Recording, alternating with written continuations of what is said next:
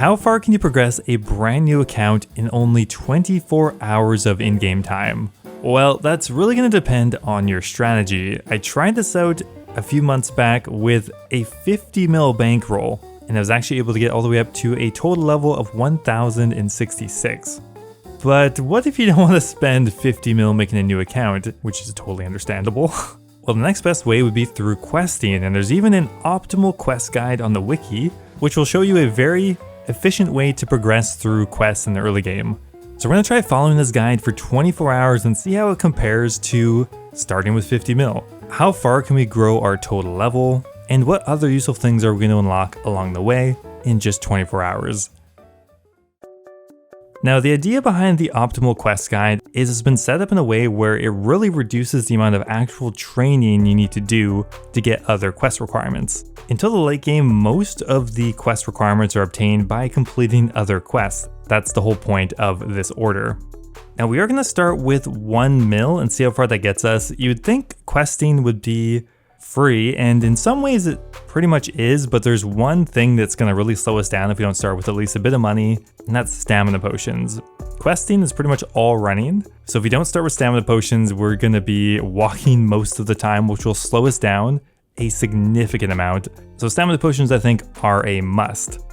Now, this is in no way going to be a speed run. We are doing an efficient quest order, but we are not doing the quests efficiently because I don't feel like it, and I think most other people probably don't want to either.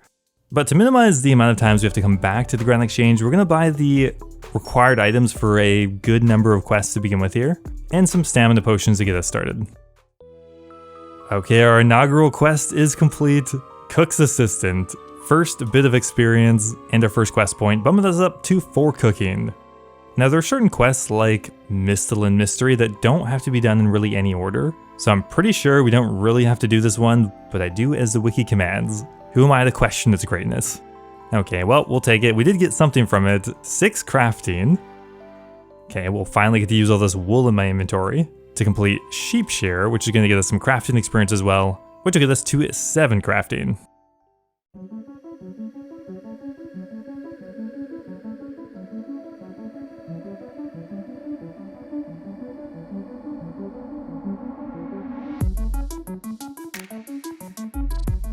Okay, speaking of cats, there's Gertrude's cat done. We need it for the kitten, and if we let this thing die, that kind of actually sets us back because we need a full-grown cat for certain quests in the future. So yeah, we gotta remember to feed this thing. Now, the optimal quest guide even includes things like mini quests, diaries, and even the museum quiz, because they're all legitimate pieces of content that can give you XP rewards as well, and they're kind of like quests. So we're going to do the museum quiz to get us immediately to 9 Slayer and Hunter. Even in the early game, Slayer is a requirement for quests, and that means pretty much every single lamp that we can put into a skill is going right into Slayer, because it's slow to train on its own, and we do need some levels. So this is actually a mini quest, Daddy's Home, which got us all the way to 8 construction, right from level 1, which is handy. Okay, first major unlock of the account. We just got the Dwarf Multi-Cannon. We're not going to use it for this run because it's too expensive, but objectively a nice upgrade. Also got us to 11 crafting as well. Okay, it's time to start the classic trifecta of quests that begin with Waterfall, and I'm just going to guess we're going to do Tree Gnome Village after, and Fight Arena, you know, I just got a hunch. Now, as with any low level doing Waterfall quests, we kind of have to be a bit strategic to get through here safely. Okay, so there's probably the best early game quest complete, Waterfall, jump starting our combat, bringing us right up to level 30 attack and strength. Okay, next up is going to be Tree Gnome Village. We're already on to the boss fight.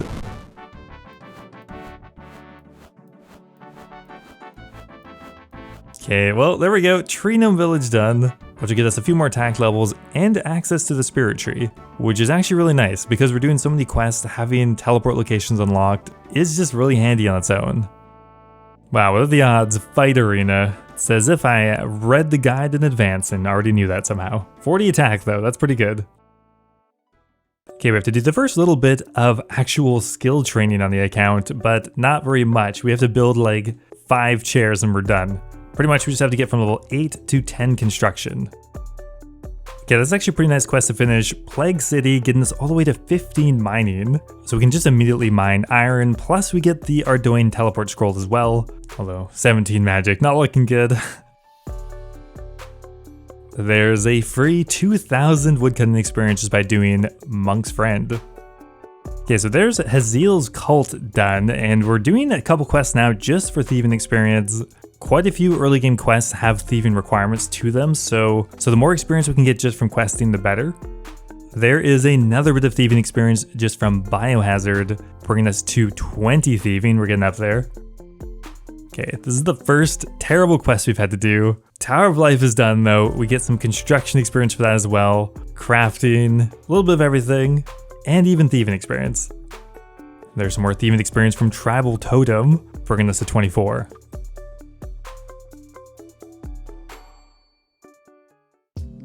Another major unlock for the account, Herblore. We got the skill. There are a bunch of quests that do require Herblore, so we need to unlock it at some point. There's another fan favorite quest done with Witch's House, bringing us to 25 hit points. That's really nice because coming up soon, we're actually going to be having to kill some quest bosses, and some of them are pretty strong when you're incredibly underleveled. Now we're just getting a quick start on the Troll storyline, and of course we get our legendary Steel Claws from it. Okay, so we're already putting that hit points to use here. We are super weak. We brought no armor. We brought wines, which aren't very efficient here. Sir Mordred is actually kind of fisting us here. So there's Merlin's Crystal done with for 6 quest points for that.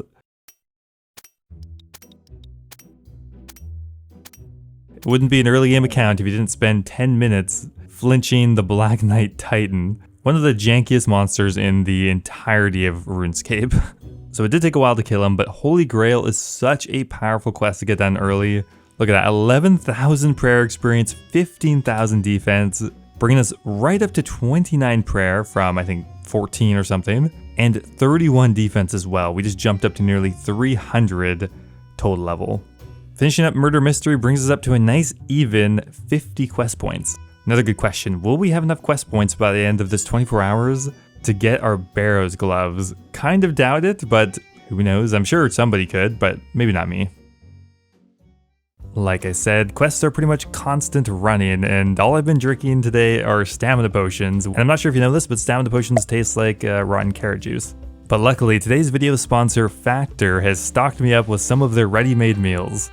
Factor is perfect for the modern RuneScape player, always running, efficiently doing quests, 3-ticking every step of the way.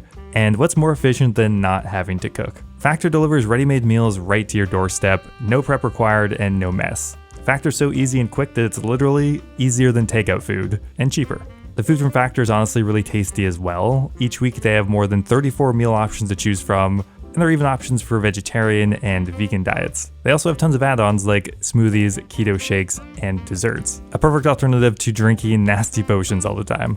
So I'd highly recommend giving Factor a try. Right now they even have a really good promo running. To claim it, all you have to do is click the link in my description, scan this convenient QR code, or enter the code FlippingMar50 at checkout to get 50% off your first Factor box. And you'll even get 2 free wellness shots for life with an active subscription. And thank you so much again to Factor for supporting the channel and sponsoring the video. Okay, we're just kind of finishing up a couple other easy free-to-play quests. The Night Sword is a great one that we just bumped ourselves up to 29 smithing. Super good to get done early.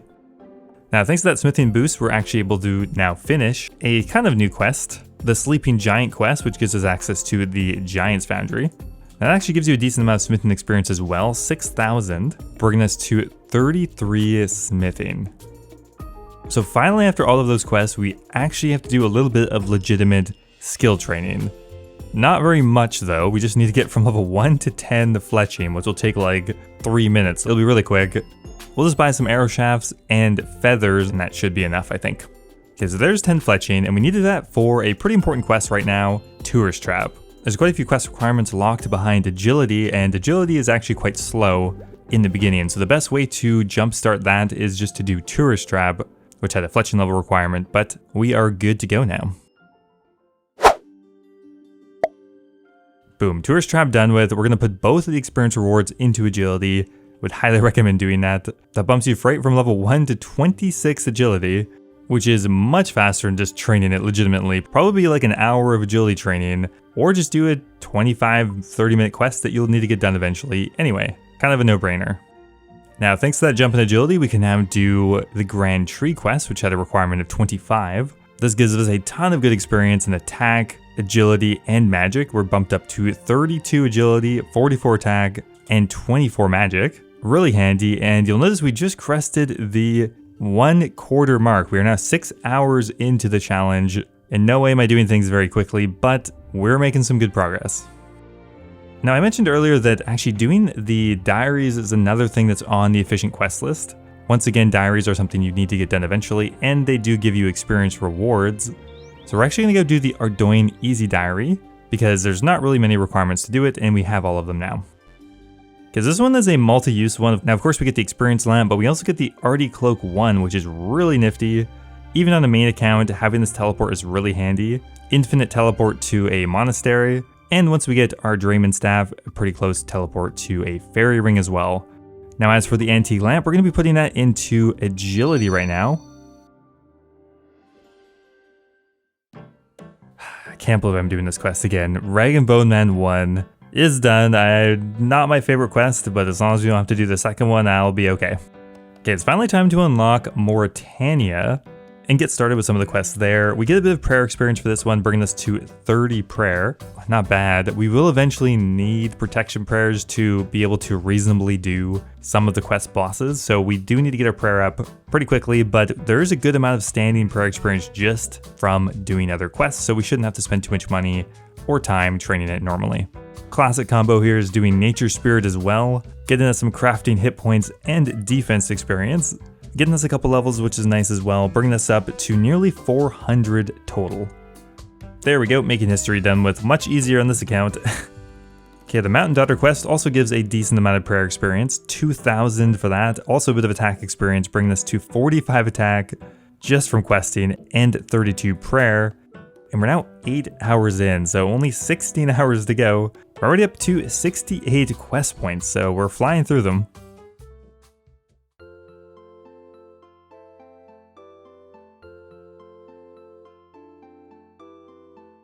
Recruitment Drive offers a few nice rewards, mainly Herblore experience, which you don't get from too many quests early on. That's brought us up to 34 agility and 10 Herblore.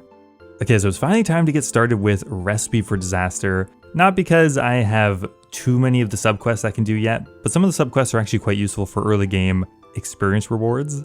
And the one we're looking at requires the Schlop of Compromise, and we're going to give it to the goblins for some farming experience. Our first little bit of farming experience, bringing us up to 9 farming. Who wants to train farming by hand? I sure don't. Nah, I'm kidding, I like that skill. But when building a new account, you kind of want to get some farming experience from quests. It's just so much better.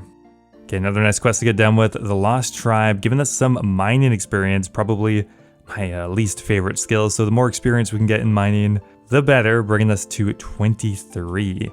And while we're here, we might as well finish up the second in the Dorishkan questline, Death to the Dorgishin, which actually gives us a bit of thieving and ranged experience, our first bit of ranged XP, bringing us right up to 13 ranged, which is good because ranged is another incredibly slow skill in the beginning, so we really don't want to spend too much time training that up. And there's another nice easy quest done with Elemental Workshop 1, getting us 35 smithing and 30 crafting. Okay, it's time to do a little bit of training. We do need some prayer levels. You can't quite get it all from quest experience, so we actually went ahead and bought some dragon bones to use at the Wilderness Chaos Altar. We're just gonna buy one inventory, 28 bones. Hopefully we don't die. That should hopefully get us enough experience to get Protect from Magic, which we're gonna need pretty soon. Ah, yes, one last level there. We actually got all the way up to 39 prayer, so a couple extra levels. We may not have needed all those bones, but hey, it was just one inventory. So we got Protect from Magic now. Okay, so it's time now to do a little bit of the desert storyline. Starting off with Ichlathin's Little Helper, which is a nice spread of experience and has bumped us up a few levels. We got 30 thieving, 35 agility, and 22 woodcutting. And while we're here, we'll also do the Golem. Not much experience from that, but why not? We're already here. And because that bumped us up past 30 thieving, we were able to do the Feud, which gives you a ton of thieving experience.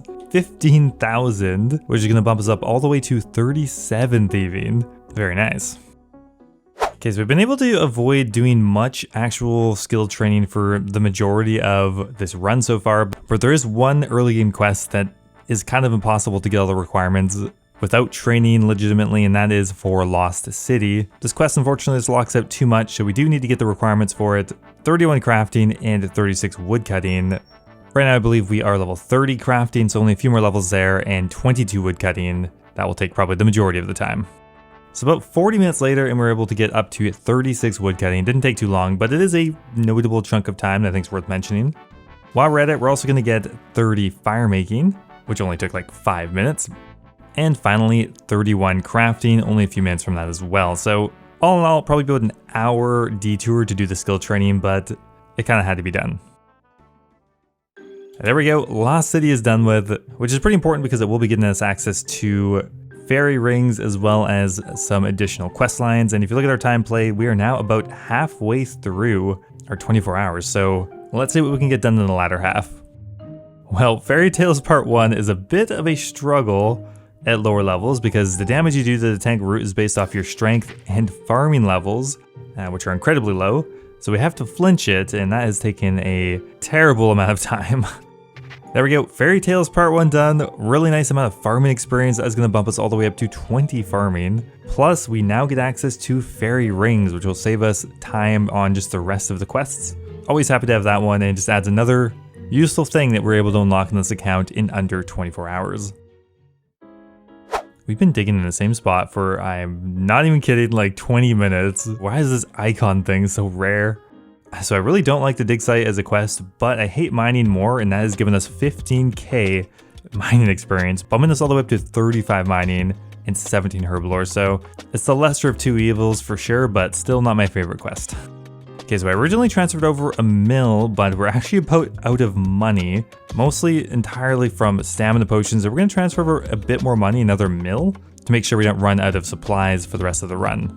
There's Elemental Workshop 2 done with, just for a good chunk of experience, bring us to 38 smithing, 34 crafting. Not really any quest lines involved here, but just a nice amount of experience, and it's a very short quest as well.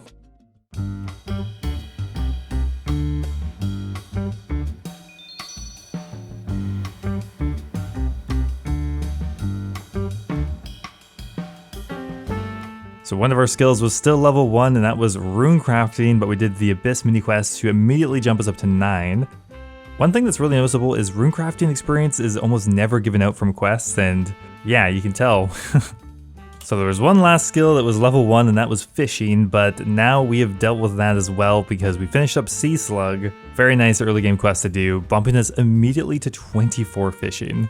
It's like 3 times quicker than actually fishing legitimately, so I'm happy we got that done with, and we never have to do any actual fishing.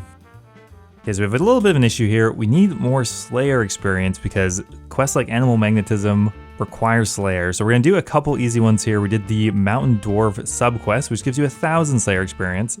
Not a ton, but it still did bump us up to 17 Slayer. Another early game quest that actually gives Slayer experience is the Poor Sign of Interest quest, added somewhat recently.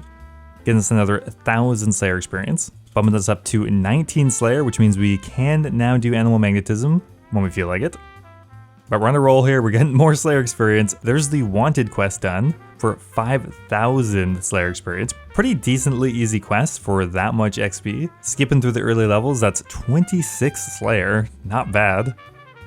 Now, one last source of experience that we can theoretically put into Slayer here is the museum rewards. We've done a lot of the precursor quests to get kudos, which not only give you access to things like Bon Voyage and Fossil Island, but also some experience lamps, which we are, surprise, surprise, going to put into Slayer.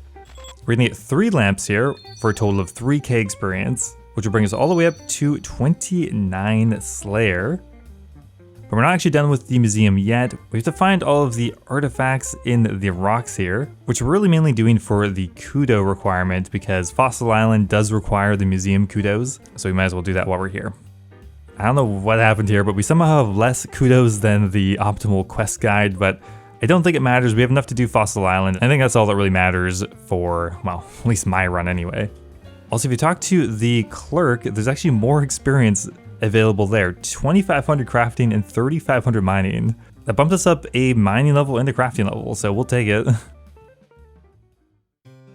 Because we actually were able to unlock the dig site pendant, but we don't have the magic level to enchant it, but we did buy a enchant ruby magic tablet, which I've never used before, and it, yeah, actually works. Now I know everyone is hoping desperately that sailing doesn't turn out any way, shape, or form like this stupid interface, and I am also in agreement with that. I don't know why this sucks so much, but there it is, Bon Voyage done with. Nothing really for that quest, except Fossil Island is unlocked, which is just good to have. Now, although I really didn't want to do it, unfortunately there's a little bit of mining training we have to do. We need to get 39 mining to carry on with this route, specifically for the Watchtower quest. I had to do my least favorite skill so I could do my least favorite quest. Watchtower just sucks, I don't know why. I don't even know what happened, guys. I clicked on an ogre and the shaman just insta-killed me. Apparently that's a mechanic. Oh, thank God that's done with. There's Watchtower for a good chunk of magic experience, bumping us to 36 magic, which is nice. That'll unlock a number of teleports, and we are now 17.5 hours in now, and that means we're getting towards the end here. We get a nice spread of experience from the Giant Dwarf, a quest that I almost never finish on any of my accounts because you got Keldgrim already. What's the point of finishing it? But it actually gives mining, smithing, crafting, magic, thieving, and fire making experience. It's a pretty decent quest to get done early.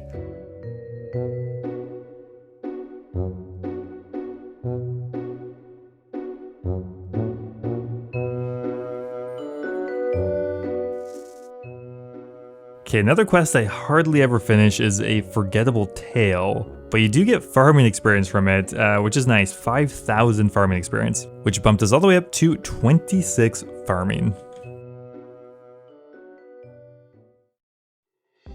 Oh, it's a beautiful site. 40 mining, pretty much entirely through questing. I've hardly done any actual mining, so that's a pretty nice level to get to, and 40 prayer as well. The boss fights are starting to get a little bit more challenging with my very underleveled stats and terrible gear we're bringing around with us. Okay, so there is Shadow of the Storm done with, and you definitely want to put this experience into ranged. By far the slowest skill to train up early, and it's a good amount of experience as well. 10,000 ranged experience, bringing us all the way up to 28 ranged. That's just saved us so much time. Just like that, we can straight up wear the Dorish Khan crossbow. So our next goal here is to get the Ava's accumulator, and to do that we need 30 range. Luckily that was just 2 more range levels, so that really did help it a lot. Only 3.5 hours left, we are getting down to the nitty gritty, but we can go ahead and get one more pretty nice upgrade. There is Animal Magnetism done with almost no actual skill training, which means we can now use the Ava's attractor. That also bumped us up a fletching level or 2, interesting.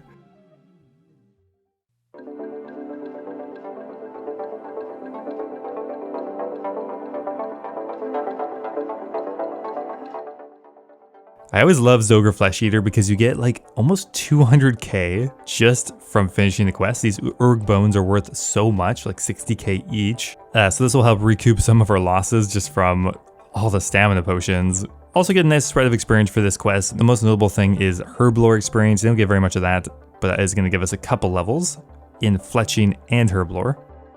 I don't know why the Dagonoth Mother is not attacking at all. I guess there's a safe spot here. We'll take it. There's Horror from the Deep done with. Pretty nice to unlock ourselves the offhand book, as well as we get some ranged magic levels. We're up to 40 magic just straight up from questing. Got a couple combat levels, and just like that, we're actually over 700 total level. Not bad at all for almost 0 training. Oh my god, this is supposed to be an 8-minute quest. It's taking so long. Now for this quest, you need a stab weapon, a crush weapon, and a slash weapon. Unfortunately, I just do not know what a good stab weapon would be. We're using a freaking rune dagger, and this thing sucks, so we're actually flinching the golem. A very good quest to do generally, though, because you get 8,000 prayer experience for like 10 minutes of work. It's super worth it. That brought us up to 42 prayer. We're like just about have all our protection prayers with very minimal training. Like 1 inventory of bones is all we actually had to purchase.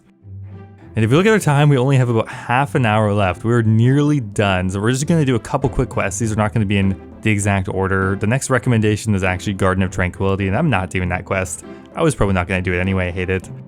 And the final quest is going to be Shades of Morton. pretty quick one we can finish up for 3 quest points and some more herb lore and crafting experience, getting us our final level 25 herb lore.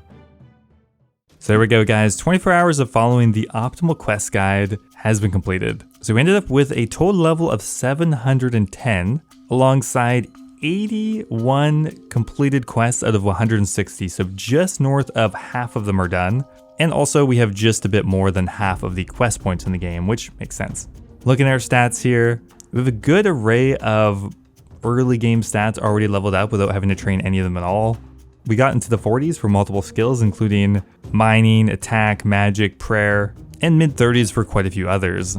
Now, if we compare this to my last 24-hour video, where I had 50 mil to work with instead of like 1 mil or 1.5 mil, the difference in total level is pretty notable. We got over 1,000 total level with pretty much unlimited funding for an early game account. So this didn't come really that close, but what account would you prefer?